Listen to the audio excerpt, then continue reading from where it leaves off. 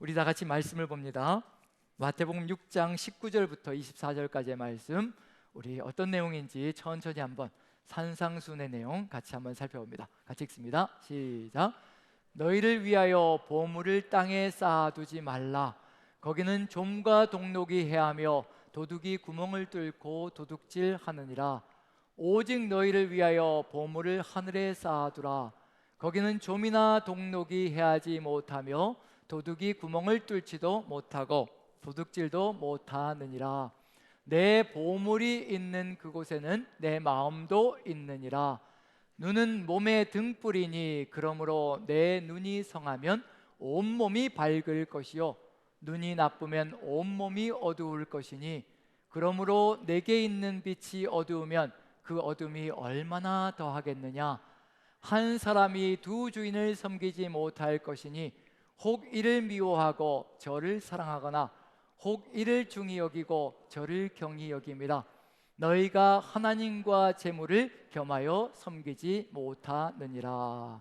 아멘. 아멘. 읽으시면서 시작도 너희로 시작하고 끝도 너희로 마감되어지거든요. 가운데 근데 너, 내가, 이게 복수형으로 시작하고 끝나고 가운데는 내가 단수형으로도 들어가 있습니다.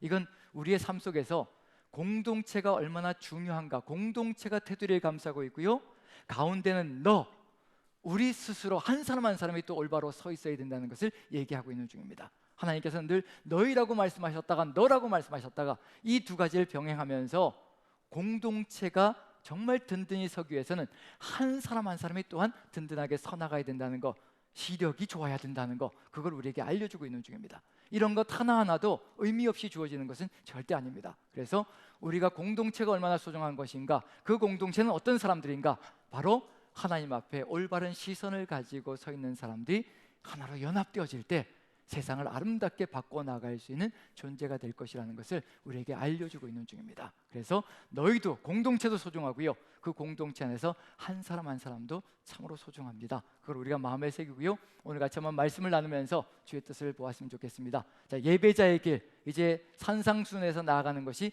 예배자의 길로 나아가고요, 예배자가 되기 위해서 정말 하나님께서 원하시고 뜻하시는 예배자로 완성되기 위해서 우리에게 필요한 것이 있다면 눈에 초점을 맞추는 것. 오늘도 이제 다음 주도 또 연결시켜서요, 눈에 대한 이야기가 등장합니다. 그게 이제 마지막 부분인 거죠. 산상순의 마지막에서 이게 재물 얘기하다가 가운데 눈 얘기 집어넣고요, 다음 주에는 비판하지 말라고 얘기하셨다가 눈 얘기합니다. 비판하지 마는데 그 가운데 눈에 들보가 있느냐 티가 있느냐, 그래서 눈이 가운데 항상 등장하고 있습니다. 그런 점에서 마지막 산상순의 마지막 결론은요, 우리가 눈을 어떻게 가져갈 것인가, 거기에 많은 요소들이 들어가 있다는 거, 그걸 보여주고 있는 중입니다. 지난주에는 신방을 하게 됐는데 좀 아쉬운 마음과 섭섭한 마음을 가득히 담아서 한 가정을 신방을 했습니다. 43년 동안 창원에서 생활했고 우리 남산교회에서 몸담아 평생을, 그러니까 후반부 인생 평생을 다 신앙생활했던 귀한 한 가족이 또 서울로 이사를 가게 됩니다. 우리 이진호 집사님과 윤성희 원사님 부부인데요, 이제 이곳에서 이제 삶을 정리하시고 이제 서울로 이사를 가게 되셨는데 너무 섭섭한 마음에 그 긴 시간 동안 정말 이곳이 어떻게 보면 청춘을 다 바친 장소거든요. 직장도 그렇고 교회도 그렇고. 그럼에도 불구하고 갈 수밖에 없는 상황이 벌어져서 이사를 가시게 되어서 이제 신방을 하면서 이런저런 얘기, 예배 드리고 그다음에 식사하고 또 차를 마시면서 교제를 나누면서 긴 시간 동안 대화를 나누면서 이런저런 얘기를 하다가 또 한 가지 교회에 대해서 한번 생각해 볼 수 있는 그런 대화가 나와서 한번 같이 나눠보려고 합니다. 혹시 43년 전에 1979년에 혹시 태풍 주디라는 것이 우리 창원 지역을 휩쓸 것 같은 것을 기억하시나요? 44년 전. 그 이후로는 이보다 더 강력한 태풍은 오지 않았던 것 같습니다. 136명이 사망을 했고 500억이 넘는, 그 당시에 500억이면 지금으로서는 뭐 20, 30배가 되는 그런 물질인 거죠. 인플레이션이 이렇게 올라갔으니까, 물가가 올라갔으니까요. 그 정도의 굉장히 강력한 태풍이 몰려왔던 시절인데 그 얘기를 하면서 쭉 얘기를 나누다가 우리 교회 공동체가 어떤 것인지 다시 한번 생각해보는 시간을 좀 가졌습니다. 이진호 집사님이 직장생활 하시면서 그 태풍이 주디가 몰려오는데 8월 달이었다고 합니다. 8월 달이었는데 이제 비가 좀 잦아지기를 기다리면서 저녁 시간이 돼서 퇴근 시간이 되는데 퇴근을 못하고, 비가 좀 잦아들면, 태풍이 좀 잦아들면 이제 퇴근을 하려고 동료들하고 기다리고 있었는데 비가 잦아들질 않아서 그래 이제 너무 늦으면 안 되니까 퇴근합시다 그러고 이제 나왔는데, 이제 천천히 이제 물결을 거슬러서 올라가는데 점점 비가 더 심해지니까요 물결이 더 거세지고 이게 급류가 되기 시작해서 이제 떠내려가기 직전인 그런 상황이 벌어지기 시작해서 그 함께 나왔던 동료들이 다 스크럼을 짜가지고 다 견고하게 서로 붙들고, 그러면서 이제 그 거센 물결을 헤쳐서 올라가면서 같은 그런 이야기를 나누면서, 그리고 또 한 사람이 거기 급류에서 휩쓸려 떠내려가는 것이 또 발견되어서 또 다 같이 붙들어가지고 같이 또 스크럼을 짜고 또 올라가서 결국 안전지대로 나아가는 그런 감사한 일이 있어서 생명을 또 건지게 되고요. 그리고 그것이 하나님의 은혜였다고 고백하는 그런 이야기를 들으면서 제 가슴 속에 그 이야기를 듣는데 어떤 마음이 드냐면요, 교회 공동체가 생각나기 시작하는 겁니다. 이게 태풍이라는 것은 간간히 불어오기도 하고 간간히 내리기도 하는 것인데, 지금 우리의 삶 속에서 사단의 유혹이라는 세상의 풍파와 세상의 거센 물결, 세상의 유혹은 정말 급류가 되어서 한시도 멈추지 않고 우리를 향해서 밀려오고 있는 중이거든요. 우리가 정말 그것을 느끼며 살아가고 있는가? 그것을 느끼면서 그 급류 속에서, 사단의 유혹 속에서, 시련 속에서, 사단의 거센 유혹의 물결 속에서 우리가 삶을 제대로 영위하며 살아가고 있는 중인가? 아니면 흘러떠내려가고 있는 것은 아닌가? 우리 공동체는 어떤 모습을 가지고 있는가? 그것을 생각하면서 우리가 정말 한 마음으로 서로 견고하게 이렇게 붙들고서 서로 그 물결을 헤쳐나가지 않는다면 우리는 언제 어느 때 무너질지 모르는 그런 연약한 존재라는 걸 깨닫고요, 거기에 덧붙여서 흘러 떠내려가는 사람들도 우리가 붙잡아야 된다는 얘기거든요. 세상의 물결 속에서 흘러 떠내려가는지도 아닌지도 모르고 그냥 살아가는 수많은 사람들이 있다는 얘기거든요. 그런데 우리가 견고하게 그 흘러 떠내려가는 물결 속에서 견고하게 서서 영혼의 닻을 세우고 주님의 뜻을 받들어서 흘러 떠내려가는 사람들까지도 붙들고 구원의 방주로, 구원의 역사로 이끌어가는 것, 즉 영생의 길로 이끌어가는 것, 그것이 우리의 사명이 아닌가 싶습니다. 오늘 나가는 전도의 길로 역시 마찬가지로 정말 세상 속에서 흘러 떠내려가는 사람들이 너무나 많거든요. 우리에게는 소망이 있습니다. 히브리서 6장 19절에 분명히 뭐라고 되어 있냐면요, 우리에게 있는 소망 예수 그리스도지요. 주님만 붙든다면 우리에게 있는 소망은 견고합니다. 우리는 소망을 가지고 있으니, 예수 그리스도라는 소망을 가지고 있으니 영혼의 닭같이 튼튼하고 견고하여 휘장 안으로 들어간다라고 히브리서 6장 19절이 우리에게 말씀하고 있습니다. 우리에게는 예수 그리스도가 소망이 되셔서요 영혼의 닻이 내려져 있습니다. 그 닻이 내려져 있다는 얘기 뭐냐면요, 어떠한 거센 유혹의 물결이 휘몰아칠지라도 우리는 예수 그리스도께서 우리의 영혼이 닻이 되셔서 우리는 그 안에 견고하게 서 있고 튼튼하게 서 있으며 주님의 뜻을 받들어 갈 수 있고요, 심지어는 그 물결을 거슬러서, 세상 유혹의 물결을 거슬러서 휘장 안으로 들어간다고 되겠습니다. 휘장 안은 누가 계신 곳일까요? 하나님이 계신 장소입니다. 예배자로 서서 예배자로 완성되는 삶이 바로 히브리서가 우리에게 알려주고 있는 삶의 길이거든요. 그런데 반드시 흘러 떠내려가지 말아야 합니다. 우리도 흘러 떠내려가지 않기 위해서 견고한 닻이 필요하거든요. 예수 그리스도 안에 닻을 내려야 합니다. 눈에 초점을 맞춰야 한다는 얘기거든요. 그 초점이 흐려지는 그 순간에 세상 것이 훅 들어오고요, 우리는 흘러 떠내려가는 존재가 될 수밖에 없습니다. 그 흘러 떠내려가지 않기 위해서 견고한 닻, 우리 구주 예수 그리스도를 우리 가슴 속에 새겨야 될 것이고, 그렇게 서서 흘러 떠내려가는 사람들을 붙들고 또 영혼의 방주, 또 구원의 방주로 실어가야 되는 것이 우리의 사명 속에 들어가 있습니다. 그러기 위해서 이제 산상수는요 우리를 이끌고 가고 있는 중입니다. 마지막 단계로 들어왔습니다. 산상수훈이 세 단계로 나뉘어져 있는데요, 한 단계 한 단계가 우리를 예배자로 세워가는 것이고, 오늘과 다음 주에 나누는 내용은 결론 부분입니다. 산상수훈의 본론에서 결론 부분입니다. 그렇기 때문에 우리가 어떤 존재로 세워가는 것이 하나님의 말씀인가, 그걸 보여주고 있는 중입니다. 여기까지 도착해야 되는 것이 우리의 삶의 길 속에 있고요, 여기까지 도착하기 위해서 주의 성령께서 우리를 이끌어서 인도에 가신다는 것, 그게 우리에겐 힘이 되고 능력이 될 겁니다. 그런데 누가 또 거센 물결을 끊임없이 일으킬 것이냐면요, 유혹의 물결을, 급류를 만들어서 우리가 흘러 떠내려가게 만드는 것, 사단이 끊임없이 그런 역사를 일으킨다는 것.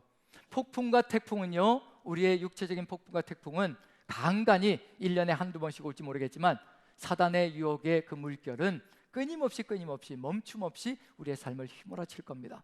그 안에서 우리가 든든하게 서 있지 못하다면 언제 어느 때 무너질지 모르는 것이 바로 우리 인생이라는 것을 생각한다면요, 우리의 삶 속에서 가장 큰 사단의 유혹이 무엇일까? 사단이 만들어내는 유혹의 물결 중에 가장 큰 것이 무엇일까? 한번 생각해 본다면 고대로부터 지금까지 변함없이 사단이 이용하는 게 있죠. 저는 물질이라고 생각합니다. 이 물질이라는 것이 끊임없이 우리의 인생의 시선을 흐트러뜨리고 무너뜨려서 그것이 있으면 인생을 평안하게, 행복하게, 복되게 살아갈 수 있을 줄 알고 그것을 붙들게 만드는 것, 사단의 유혹 속에 들어가 있거든요. 오죽하면 요즘 30, 40대 젊은 세대들 속에서 희망을 잃어버린 세대들이잖아요. 30, 40대 희망을 잃어버린 세대들이 뭐라고 얘기하냐면요, 그들을 부르는 용어들이 있죠. 영끌족이라는 단어 혹시 들어보셨나요? 영끌족. 무엇을 다 끌어당기는 거죠? 영혼까지 다 끌어당겨 가지고 투자를 하는 겁니다. 영혼까지 다 끌어당겼다는 얘기 뭐냐면 자기가 가지고 있는 것 물론이거니와 빌려서까지도 다 끌어모아 가지고 그것을 다 투자해서 무엇을 얻으려고요? 순식간에 부자가 되고 싶은 그런 마음, 돈에 대한 그런 욕망들, 열망들이 가득히 들어차 있는 거죠. 그래서 세상 사람들도 이런 사람들을 뭐라고 얘기하냐면요, 지옥행 열차를 탔다라고 얘기를 합니다. 이게 되지 않을 세상이라는 것을 보여주고 있다는 얘기예요. 지옥행 열차를 탔다는 얘기는 죽음으로 가고 있다는 얘기입니다. 세상 사람들도 그들을 지옥행 열차를 탔다라고 얘기한다면 하나님 나라에서는 어떨 것인가? 죽음이 그 눈앞에 기다리고 있다는 것을 보여주고 있습니다. 지금 우리의 삶 속에도 역시 마찬가지로 우리가 견고하게 서 있지 않으면, 바로 영혼의 닭 같으신 우리 주님과 함께 우리가 견고하게 서 있지 않으면 흘러 떠내려가는 사람들을 잡을 수도 없고요, 구원의 방주로 이끌어갈 수도 없습니다. 우리가 먼저 서 있어야 합니다. 그래서 너라는 것을 중심에 강조하고 있거든요.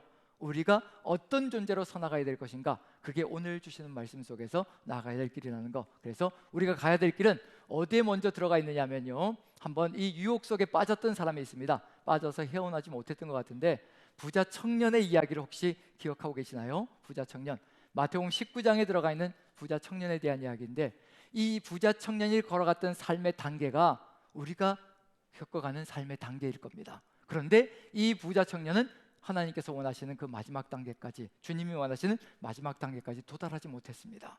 그런데 우리는 그 단계까지 도달해야 되는 것이 우리의 사명 속에 들어가 있고, 그 도달하는 과정이 결국 예배자의 길일 것이고요, 예배자로 완성되어지는 삶의 길일 것이라고 생각되어집니다. 이 부자 청년이 예수님께 달려왔습니다. 목적은 뭐였냐면요, 영생에 대한 갈증입니다. 어찌하여야, 선생님 어찌하여야 영생을 얻을 수 있사오리까? 우리도 지금 영생의 길을 걸어가고 있는 중이거든요. 이 영생을 지켜주시려고 우리에게 성령까지 보내주셔서 우리를 이끌어 가십니다. 그리고 다른 사람들까지도 영생의 길로 이끌어 가려고 아버님께서 최선을 다하고 계시는 중입니다. 자, 이 부자 청년이 영생에 대한 갈증을 가지고 주님께 나왔습니다. 그러자 예수님께서 대답하시는 것이 있죠. 네가 율법을 지켰느냐, 하나님의 말씀대로 살았느냐 라고 말씀해 주십니다. 그 어떤 말씀을 말씀하시는 겁니까? 어떤 율법을 얘기하시는 겁니까? 살인하지 말라, 간음하지 말라, 도둑질하지 말라, 그리고 내 이웃을 내 몸과 같이 사랑하라, 이런 말씀이니라 라고 얘기하자, 이제 내가 어려서부터 이 말씀들을 다 지켰나이다. 산상순의 처음이 뭐였던가요? 처음에 살인하지 말라부터 시작해서요, 내 원수를 사랑하라로 끝을 맺는 것이 첫 번째 6가지의 구약 성경의 말씀을 완성시켜 주시는 겁니다. 우리가 걸어가야 될 삶의 길도 그 안에 들어가 있거든요. 이 부자 청년도 이 말씀대로 살아왔다라고 이야기를 합니다. 그때 예수님께서 네가 온전하고자 할진대, 분명히 말씀해 주셨죠. 말씀대로 살아가면, 6가지의 완성되어진 말씀대로 살아가면 하늘에 계신 아버지의 온전하신 것 같이 너희도 온전할 것이라. 네가 온전하고자 할진대, 이제 가야 될 길이 있다는 겁니다. 말씀을 그렇게 삶으로 살아가고 있다면 삶의 길들이 열려질 것이고요, 삶 속에서 드러나는 것이 있다는 겁니다. 그게 뭐냐면 구제와 기도와 금식으로 나가는 것이 바로 우리 산상순의 2번째 단계죠. 말씀이 우리의 삶이 되기 시작하면요, 구제와 기도와 금식으로 하나님 나라를 바라보며 하나님 나라를 이루어가는 역사가 펼쳐집니다. 그때 이 부자 청년에게 예수님께서 네가 온전하고자 할진대 네가 가진 모든 재산을 다 팔아서 가난한 자들에게 나누어 주라라고 얘기를 하십니다. 무슨 얘기냐면요, 우리에게 주신 모든 것들, 물질을 비롯하여 우리의 생명까지, 호흡 하나까지 절대로 목적이 되게 해서는 안 된다는 겁니다. 팔 수 있는 수단이 되게 해야 된다는 것을 얘기하고 있는 중입니다. 만약에 물질이 목적이 되기 시작하면요, 우리는 하나님을 버립니다. 그렇게 될 수밖에 없습니다. 물질과 생명까지도, 호흡 하나까지도 절대로 목적이 되어서는 안 되고요, 수단이 되는 겁니다. 하나님의 뜻을 이루어가는 수단, 하나님의 뜻을 이루어가는 방법, 하나님의 뜻을 이루어가는 도구밖에 안 된다는 겁니다. 우리도 도구일 뿐입니다. 하나님의 뜻을 이루어가는 도구일 뿐입니다. 그럼에도 불구하고 하나님께서 우리를 사랑으로 붙들어 주시고 자녀로 삼아 주셨으니 이보다 감사한 일이 어디 있겠습니까? 내가 가진 모든 것을 다 팔아 가난한 자들에게 주라. 이 말이 들리면 두려움으로 우리 가슴 깊이 떨림이 들어올 수도 있습니다. 하지만 이 속에 들어가 있는 목적은 뭐냐면요, 네가 있는 것을 다 팔아서 거지가 되라, 이런 말씀을 하시는 것이 아니라 네가 가진 것이 절대로 너의 삶의 목표가 되지 말게 하라는 얘기입니다. 하나님께서 명령하시면 언제든지 그것을 하나님의 뜻을 따라 움직일 수 있는 존재가 되라는 말씀을 하시고 계시는 중입니다. 그것이 말씀을 따라 살아가는 삶의 이야기 속에 들어가 있는 내용이고요, 하나님의 말씀 속에서 하나님의 뜻을 분명하게 깨닫기 시작하면 우리에게 주신 모든 것들이 하나님 나라 위하여 구제와 기도와 금식을 통하여서 하나님 나라를 위하여 사용해야 될 도구라는 것을 깨닫기 시작합니다. 그 길이 열려지면요, 그 길로 나가기 시작하면 마지막 완성이 주어집니다. 여기까지 우리를 인도해 가시는 거고요, 산상수훈도 거기로 우리를 이끌어가는 겁니다. 내가 가진 것을, 모든 것을 다 팔아 가난한 자들에게 나눠주고 마지막입니다. 너는 나를 따르라는 겁니다. 우리가 예수 그리스도를 따른다는 것 가벼이 생각할 것이 절대 아니라는 얘기입니다.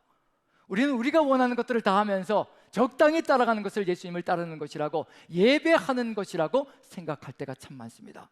하지만 산상수훈의 말씀은요, 점점 깊어지고 깊어져서 마지막 순간에 예배자로 온전하게 세우는 것, 정말 하나님밖에는 남는 것이 없는 사람, 하나님만 바라보는 사람, 그 사람을 세워가는 것이 바로 예배자의 길이고 우리가 걸어가야 될 완성의 길이라는 겁니다.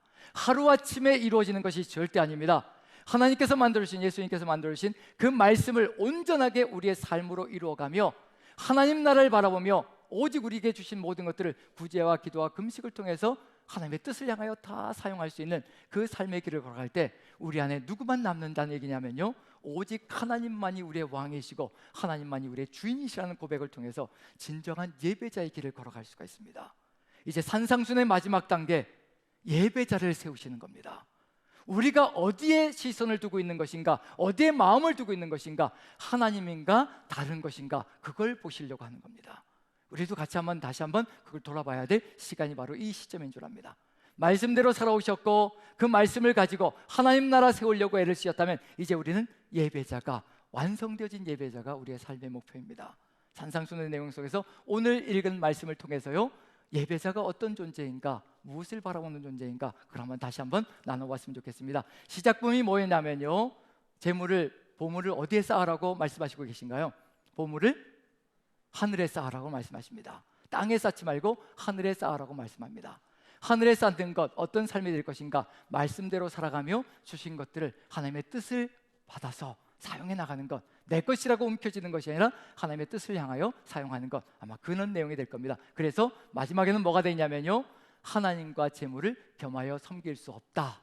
자, 이 얘기를 왜 하실까? 산상수훈의 마지막 단계에서 왜 이 말씀을 하실까? 그럼 우리의 삶이 어떻게 살아갈 때가 많다는 얘기인가요? 하나님과 재물을 겸하여 섬기지 않는 삶이 이루어진다는 얘기인가요? 아니면 하나님과 재물을 겸하여 섬기려고 하는 삶을 살아갈 때가 많다는 이야기인가요? 어느 쪽일까요? 후자 쪽이 더 많기 때문에 이런 말씀을 하시겠죠. 자, 왜 그럴까? 그것도 다 알고 계시는 분입니다. 우리 하나님께서는요. 한번 구절을 한번 봅니다. 예전에 한번 같이 나눴던 말씀 속에 들어가 있기도 한데요. 자, 이 구절을 보시면 조금 이상한 부분이 있죠. 시작 부분 6장 19절부터 21절까지 보물을 땅에 쌓지 말고 하늘에 쌓아라. 내 보물이 있는 곳에 내 마음도 있다. 마음이 두 개로 갈라진다는 얘기입니다. 두 개로 갈라지면요, 제대로 보지도 못한다는 의미가 들어가 있고요, 마지막 순간에 그렇기 때문에 한 사람이 두 주인을 섬기지 못한다. 하나님과 재물을 겸하여 섬길 수 없다. 재물은 섬김의 대상이 아니라 사용의 대상이라는 겁니다. 섬김의 대상은 하나님이고요, 하나님을 섬길 때 하나님께서 말씀하시는 것을 따라 재물은 우리가 사용해야 되는 것이라는 겁니다. 재물을 섬기는 그 순간에 누구를 섬기지 못한다는 얘기냐면요, 하나님을 제대로 섬길 수 없다는 것을 분명히 보여주고 있는 중입니다. 그런데 좀 의아스러운 건 뭐냐면요, 분명히 시작도 끝도 재물에 대한 이야기입니다. 돈과 하나님을 어떻게 우리가 사용하며 하나님을 어떻게 믿으며 나아갈 것인가, 그 내용을 보여주는 게 시작과 끝인데 가운데 뭐가 들어가 있나요? 갑작스럽게 전혀 재물과 전혀 상관이 없는 것 같아요. 보물과 전혀 상관이 없는 것 같습니다. 하나님을 섬기는 것과 재물을 섬기는 것, 이것과 전혀 상관이 없는 가운데 뭐가 들어갔냐면요, 내 눈이 성하면 온몸이 밝을 것이요 눈이 나쁘면 온몸이 어두울 것이니. 무엇에 대한 이야기가 들어가 있나요?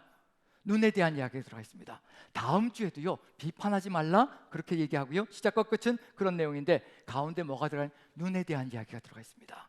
눈에 들보, 눈에 티. 그럼 마지막 본론은 뭐가 될 것이냐면, 마지막 결론은 뭐가 될 것이냐면요, 눈에 대한 이야기. 왜 눈에 대한 이야기가 들어가 있을까? 제가 이걸 가지고 한번 간단하게 나누었던 적이 있었습니다. 우리 남산교회에서. 혹시 기억하시고 계시나요? 이 얘기를 가지고 한번 나눴던 적이 있는데, 그래서 제가 여러분들이 이렇게 나오실 줄 알고 한번 조사를 해봤어요. 언제 이걸 가지고 한번 눈에 대해서 말씀을 전했던가 찾아봤더니 2019년 10월, 제가 9월 달부터 말씀을 전하기 시작했으니까요, 9월, 10월 딱 2달째 되는 때 전했습니다. 저도 가물가물한데 찾아봐야 되는데 여러분들은 오죽하시겠습니까? 그 대신 어떤 행동을 하나 딱 취하면 기억이 날 겁니다. 예, 행동을 취하면 그거 하고 기억이 날 겁니다. 자, 우리의 눈의 특징은 뭔가요? 눈의 특징. 이 눈으로, 두 개의 눈으로 하나를 바라봐야 되나요? 두 개를 바라볼 수 있나요? 그렇죠. 초점을 맞춰야 정확하게 바라볼 수가 있습니다. 그래서 한번 시험을 해봅니다. 손을 이렇게 들어주시죠. 예. 이거 이제 기억나시죠? 이제 기억나신다고 웃음을 웃으십니다. 좋습니다. 자, 두 개를 가까이 되면요, 둘 다 잘 보입니다. 가까이 되지 마시고요. 이렇게 가까이 되면 둘 다 잘 보이죠. 이래서 우리가 유혹되는 겁니다. 그런데 이렇게 멀리.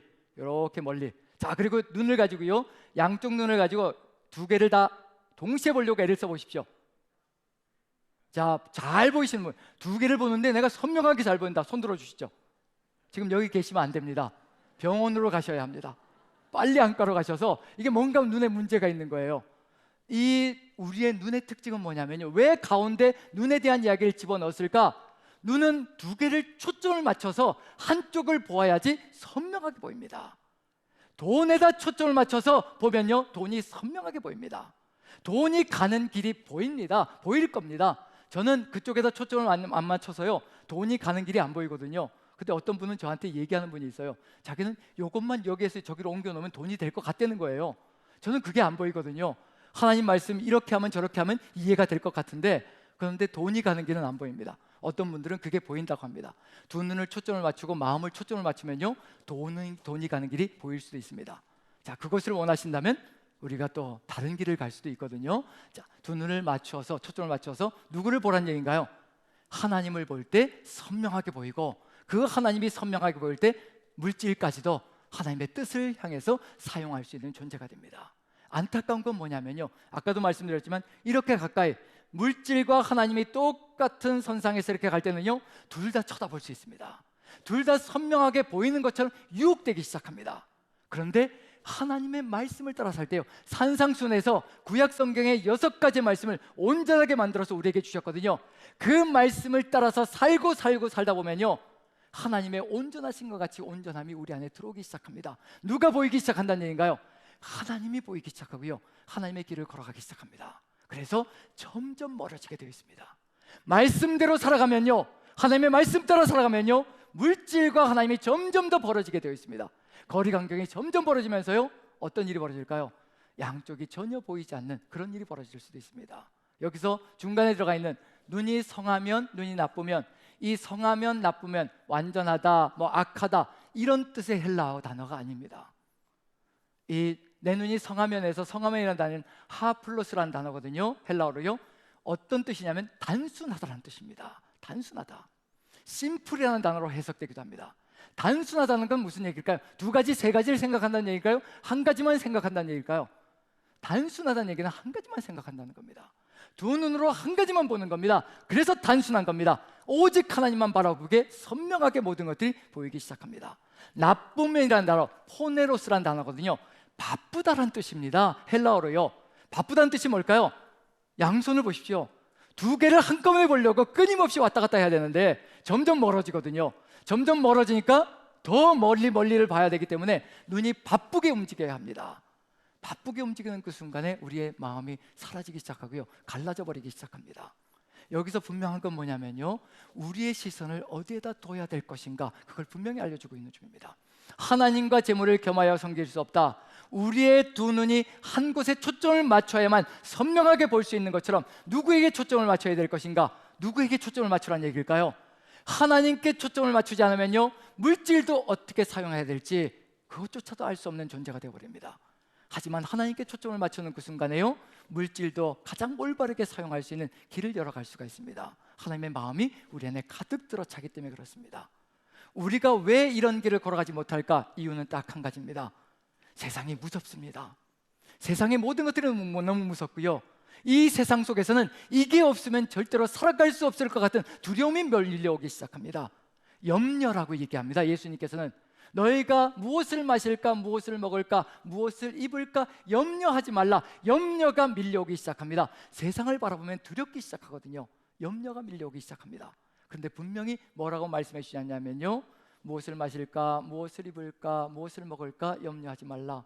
이는 다 이방인들이, 세상 사람들이, 하나님을 모르는 사람들이 염려하는 것이요, 너희 하늘 아버지께서는 너희가 구하기 전에 너에게 무엇이 있어야 될지를 이미 다 알고 계시느니라. 누구를 붙잡으면 된다는 얘기냐면요, 세상의 두려움이 아니라, 염려가 아니라 하나님을 붙잡으면 된다는 것을 우리에게 분명히 알려주시고 계시는 중입니다. 그 하나님이 누구이신가도 분명히 우리에게 알려주셔야 되겠죠. 우리가 매일 성경을 가지고 묵상을 하고 있습니다. 분명히 묵상하고 있죠. 매일 성경을 가지고 묵상을 한다. 하나님의 말씀을 묵상하잖아요. 하나님의 말씀을 묵상하면요, 결국 가야 되는 종착점은 예배자입니다. 누구를 예배하는 예배자냐면요, 하나님을 예배하는 예배자입니다. 그럴 수밖에 없는 것이, 우리가 매일 성경으로 묵상할 때 귀퉁이의 가장 높은 곳에, 묵상하는 곳에 귀퉁이의 가장 높은 곳에 적혀 있는 글이 있습니다. 무슨 글이 적혀 있던가요? 하나님은 어떤 분이십니까? 그걸 묻는 겁니다. 우리가 말씀을 묵상하는 것은요, 하나님이 어떤 분이신가를 깨달아가기 위해서 말씀을 묵상하는 겁니다. 그저 내 삶의 매일매일 이거 어떻게 해야 될까요? 저거 어떻게 해야 될까요? 이렇게 살아야 될까요? 저렇게 살아야 될까요? 이게 유익할까요? 저게 무익할까요? 이것을 묻는 것이 아니라, 매일 성경으로 하나님의 말씀을 매일 묵상하는 것은 하나님이 어떤 분이신지를 가슴 깊이 새기기 위해서 말씀을 묵상하는 겁니다. 그 하나님이 누구이신가를 정확하게 깨달을 때요, 그때 예배자가 되는 겁니다. 하나님께 모든 것을 올인하는 존재가 되는 겁니다. 내 모든 것, 내 물질까지도, 내 생명까지도, 호흡 하나까지도 오직 하나님께 다 갖다 놓는 예배자가 그때 생겨나는 겁니다. 하지만 말씀을 통해서 내가 원하는 것만 얻으려고 한다면요, 절대 예배자의 길은 거기에서 연결되어질 수가 없습니다. 지금 여기서 분명한 건 뭐냐면요, 하나님과 재물을 겸하여 섬길 수 없다. 하나님께 주신 말씀을 가지고 그 말씀 속에서 살아계신 하나님을 깨닫지 못한다면 우리는 언제 어느 때 무너질지 모르는 존재가 됩니다. 그래서 예수님께서 하나님이 누구이신가를 다시 한 번 더 알려주십니다. 이런 분이시라. 너희가 구하기 전에 있어야 될 것을 이미 다 알고 계신 우리 하늘아버지, 바로 이런 분이시라. 매일의 일상 속에서도 말씀을 보지 않더라도요, 말씀을 보지 않더라도 우리가 눈으로 보는 일상 세상 속에서도 하나님의 사랑과 하나님의 긍휼과 하나님의 완전하심을 깨달을 수 있고, 우리를 얼마나 극진히 사랑하신가를 느낄 수 있다는 것을 우리에게 알려주는 말씀을 주십니다. 한번 읽어보죠. 같이 한번 읽어봅니다. 자, 마태복음 6장 26절, 28절부터 30절까지. 자, 한번 천천히 한번 읽어보죠. 26절 먼저 읽어봅니다. 하나님이 누구이신지 보시라는 얘기입니다. 같이 시작.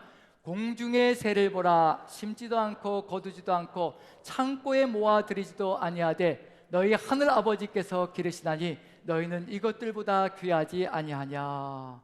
우리 새는 매일 보잖아요. 우리 현대 아파트 제가 살고 있는데 그 까마귀 소리, 더 극심할 때가 많고요. 근데 그 까마귀 소리 들으면서 왜 이렇게 성가시게 소리를 질러대느냐, 이렇게 얘기한다면 우리는 하나님의 마음을 깨달을 수 없지만요, 저것들도 저렇게 먹고 사는구나. 아무것도 안 하는데, 심지도 않고 거두지도 않는데, 창고에 모아 들이지도 않는데 하나님께서 저렇게 먹여 살리시는구나. 하물며 너희일 거냐, 이것들보다 더 귀하지 않느냐. 우리가 까마귀보다도 더 못하겠습니까? 하나님의 형상으로 지으셨는데 하나님께서 이것들도 이렇게 먹이시고, 그리고 거두지 않게 하심에도 불구하고 또 창고에 들이지 않음에도 불구하고 먹이신다는 그런 의미가 들어가 있다면 우리는 오죽하겠냐는 것을 얘기하고 있는 중입니다. 28절부터 30절까지 같이 한번 읽어보죠. 시작. 또 너희가 어찌 의복을 위하여 염려하느냐. 들의 백합화가 어떻게 자라는가 생각하여 보라. 수고도 아니하고 길쌈도 아니하느니라. 그러나 내가 너희에게 말하노니 솔로몬의 모든 영광으로도 입은 것이 이 꽃 하나만 갖지 못하였느니라. 오늘 있다가 내일 아궁이에 던져지는 들풀도 하나님이 이렇게 입히시거든 하물며 너희일까 보냐. 믿음이 작은 자들아. 들의 백합화도 하나님께서 그렇게 이쁘게 화려하게 입혀주신다는 것, 하나님께서 하신다는 것을 알려주고 계시는 중입니다. 우리가 세상 만물을 통해서도요 하나님의 손길을 느낄 수가 있습니다. 우리의 눈이 열려서 초점이 맞춰지면요 하나님이 온 세상 곳곳을 통해서 말씀뿐만 아니라 모든 것을 통해서 하나님이 어떤 분인가를 깨닫게 만들어주시고 그 하나님께 우리의 모든 신뢰를 두고 의지를 두고 살아갈 수 있게 만들어주신다는 것, 우리의 눈이 어디에 초점을 맞추냐에 따라서 달라진다는 것을 마음에 새긴다면요 오늘 돌아가시면서 무엇을 바라봐야 될 것인가, 하늘의 새들도 한번 바라보시며 또 옆에 피어있는 들꽃들도 한번 바라보시며 저것들도 저렇게 하나님께서 먹이시고 입히시고 이끌어 가시는데 나는 오죽하겠는가, 그것을 마음에 새기신다면 하나님의 그 사랑 가운데 점점 더 주님의 뜻을 받들어 예배자의 길로 걸어갈 것이라 확신되어집니다. 우리가 이와 같은 견고한 시선을 가지고 주님의 뜻을 받들어 나갈 때 우리도 견고하게 서 있는 것뿐만 아니라 흘러 떠내려가는 사람들까지도 주님께로 이끌어갈 수 있는 그런 소명자로서 나갈 수 있다는 것, 오늘 여러분들 든든한 시선을 가지고 하나님만 바라보시며 예배자가 되시고 또 곳곳으로 나가서 또 흘러 떠내려가는 사람들 하나님의 뜻을 받들어 주의 기쁨 가운데, 행복 가운데 영생의 기쁨을 누릴 수 있도록 이끌어간다면 우리가 주의 뜻을 이루어가는 귀한 소명자들로, 예배자들로 서나갈 수 있을 줄로 믿습니다. 먼저 기억해야 될 것은 우리가 무엇을 구해야 될 것인가, 먼저 그의 나라와 그의 의를 구하면 이 모든 것을 더하신다고 약속해 주셨으니 이 모든 것을 바라보는 것이 아니라 하나님의 뜻, 하나님 나라, 하나님을 바라보며 주님과 함께 예배자로 승리하시는 여러분들 되시기를 축원드립니다. 우리 기도하겠습니다. 같이 기도하면서요 우리의 삶 속에서 자꾸만 두 가지를 바라보며 이것저것을 같이 손에 쥐고 견주면서 어찌 이것 없이 살아갈 것인가 두려워 떨 때가 참으로 많습니다. 하나님을 바라보며 오직 하나님 안에 모든 것이 있고 우리의 삶의 길들이 있다는 것을 마음에 새기고 주의 뜻을 받들어 나아갈 때 주님께서 우리의 삶을 예배자로 승리자로 세워갈 것을 믿고 오늘 이 시간 같이 기도했으면 좋겠습니다. 우리가 하나님만 바라볼 수 있게, 살아계신 하나님이 누구이신지 분명하게 깨달을 수 있게 해주십시오. 전능자라는 것, 먹을 것, 마실 것, 입을 것, 우리가 필요로 하는 모든 것들을 채워주시는 전능자이심을 믿고 확신케 도와주시옵소서. 같이 한번 기도합니다. 다 같이 기도하겠습니다. 사랑의 하나님, 우리 하나님께서 함께 하시고 은혜로 인도하여 주옵소서. 우리 구주 예수 그리스도 전능하신 하나님, 주께서 역사하여 주셔서 오직 우리가 하나님만 바라볼 수 있는 믿음의 용사로 하나님의 말씀 속에 주를 보게 도와주시고 세상 만물 속에서도 살아서 역사하시는 우리 하나님의 그 깊으신 뜻을 깨닫게 도와주시옵소서. 하나님만을 가슴에 품고 예배자의 길을 걸어가기에 부족함이 없도록 주께서 함께 하시고 이끌어 가실 줄로 믿고 이 모든 말씀 우리 구주 예수 그리스도 귀하신 은 받들어 감사드리며 기도하옵나이다.